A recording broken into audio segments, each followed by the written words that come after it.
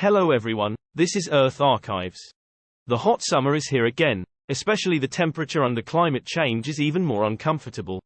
It is almost difficult to live without air conditioning. So today we will take a look at 11 ways to spend the summer without air conditioning in history. Before the show starts, please subscribe, share, and turn on the little bell. This will help us grow faster. Without further ado, the show begins. Imagine a world where sweating through your clothes was just part of everyday life, where the summer heat felt like a relentless beast breathing down your neck. That was reality not too long ago, before the glorious invention of air conditioning. Back in the day, only the fancy places like hospitals and factories could boast about having air conditioning. For the average Joe, it was a distant dream. Even when they tried making home units in the 30s, they were clunky and cost a small fortune. But then came 1947, the year that changed everything. That's when affordable window units hit the scene, bringing cool relief to the masses. By 1960, over 10% of homes in the US were chillin' with AC. And by the 80s, well, over half the country was living the cool life. So, let's take a trip down memory lane and look at 11 ways our ancestors stayed frosty before the glory days of air conditioning. 1. They changed their clothing.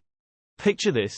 A world where your wardrobe was dictated by the season, where woolly jumpers were your winter armor, and light linens were your summer savior. Sounds like ancient history, right? Well, not so long ago, that was the norm. Back in the day, air conditioning wasn't as common as it is now. So, people had to get creative with their clothing to beat the heat. Mark McNish, our historical guru, explains that even way back in the 17th and 18th centuries, folks were swapping out their winter woolens for summer cottons. But here's the juicy bit. When the heat became unbearable, some fancy colonial ladies would escape to their cellars, shedding their layers until they were down to just their shifts. Yep, you heard that right. Breezy, minimal clothing was the secret weapon against the summer swelter. 2. They got out of the city. Imagine this, you're a farmer on Long Island back in the day. Summer rolls around, and the heat is relentless. So what do? You don't just sit there sweating it out, that's for sure. Nope, you grab your fishing gear and head for the shore. Yep, that's right. These savvy farmers weren't about to suffer in silence. Instead, they'd set up camp in fishing shacks turned bungalows, just a stone's throw from their farms. Talk about a summer retreat. They'd spend their days fishing, soaking up the sea breeze, and only occasionally trekking back to tend to the fields. Who says farmers can't have fun? But it wasn't just the country folk getting in on the summer escape action. Oh no, the city slickers wanted a piece of the action too. As the 19th century rolled into the 20th, the wealthy elite were jetting off to their seaside or mountain retreats, leaving the city behind in a cloud of dust. Then came the 1920s, and suddenly, the middle class and working folks were joining the summer exodus. They were building cabins, bungalows, and those iconic frames, eager to escape the city grind for a taste of the great outdoors. 3. They cooled themselves with handheld fans. Let's talk fans. No, not the ones cheering at a rock concert, though those are cool too. We're talking about the OG handheld fans. Yep, they've been around for ages, like ancient civilizations' ages. Picture this, you're chilling in ancient Egypt, fanning yourself with a palm leaf to beat the heat and keep those annoying flies at bay. Fast forward a bit, and you've got folding fans making waves in fashion, culture, and even religious ceremonies. They were like the must-have accessory for anyone who was anyone, a real status symbol. Then, bam, the late 1800s hit, and suddenly, fans aren't just for the elite anymore. Nope, thanks to mass production, everyone and their grandma can get their hands on one. But these aren't your grandma's fans. Nah, these are paper folding and paddle fans, and they're not just for staying cool. Nope, they're advertising billboards, political propaganda, you name it. Plus, they're freebies. Who doesn't love a freebie, right? So next time you're swatting away those summer bugs with a fan, just remember, you're part of a tradition that goes way, way back. 4. Heat from cooking was minimized. Picture this, it's a scorching hot summer day, and the last thing you want to do is crank up the heat in your kitchen. But hey, a person's gotta eat, right? So how did folks handle cooking back in the day before the wonders of electricity? Well, let me tell you, it wasn't as simple as flipping a switch on the stove. Nope, cooking meant firing up the old hearth or a wood or coal burning stove. And let me tell you, those babies threw off some serious heat. So what's a savvy cook to do? Enter the summer kitchen. Imagine a quaint little building next to your house, where you could cook up a storm without turning your main digs into a sauna. Yep, that's what folks used to do. By keeping the cooking fires out of the main house, they could keep things cool inside and reduce the risk of burning the place down. Smart, huh? 5. They spent the day, and sometimes the night, in outdoor living spaces. Imagine a blazing hot summer day. The kind of heat that makes you want to ditch your shoes, grab an ice cold lemonade, and just get the heck out of Dodge. So, what did folks do back in the day when the sun was beating down like a fiery hammer? Well, they took the party outside, of course. Porches were like the coolest hangout spot in the 19th century. Not only were they perfect for chilling with friends and neighbors, but they also kept the inside of the house nice and cool. Picture this, a wrap-around porch where you could dine al fresco, enjoying your dinner with a side of summer breeze. Now, that's the life. But wait, it gets even cooler. Literally. President Woodrow Wilson was all about outdoor living, so much so that he moved his office outside. Yep, you heard that right. In 1914, he set up shop in a tent at the end of the White House Rose Garden. Complete with electric lights and a telephone, he was the outdoor worker. Not to be outdone, President William Howard Taft had his own summer sleepover spot, a sleeping porch, perched on the roof of the White House. Talk about sleeping under the stars. 6. Windows were installed to bring in the breeze. Back in the day, glass was like gold. Seriously, it was so expensive that folks skimped on windows to save a buck when building their homes.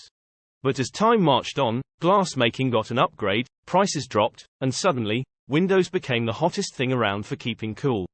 Picture this, you're sweating buckets in your house, praying for a breeze to roll in and rescue you from the sweltering heat.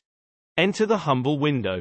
Before AC was even a glimmer in someone's eye, windows were the ob cooling system. John H. Kluver, the window wizard, breaks it down for us. The double-hung window was like a breath of fresh air, quite literally. By jiggling the sashes just right, you could create a mini wind tunnel, whisking away all that built-up indoor heat. Talk about a game changer. Now, let's talk about those fancy shutters.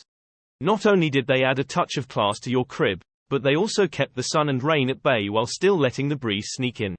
And if you were worried about uninvited guests crashing your cool-down party, no sweat.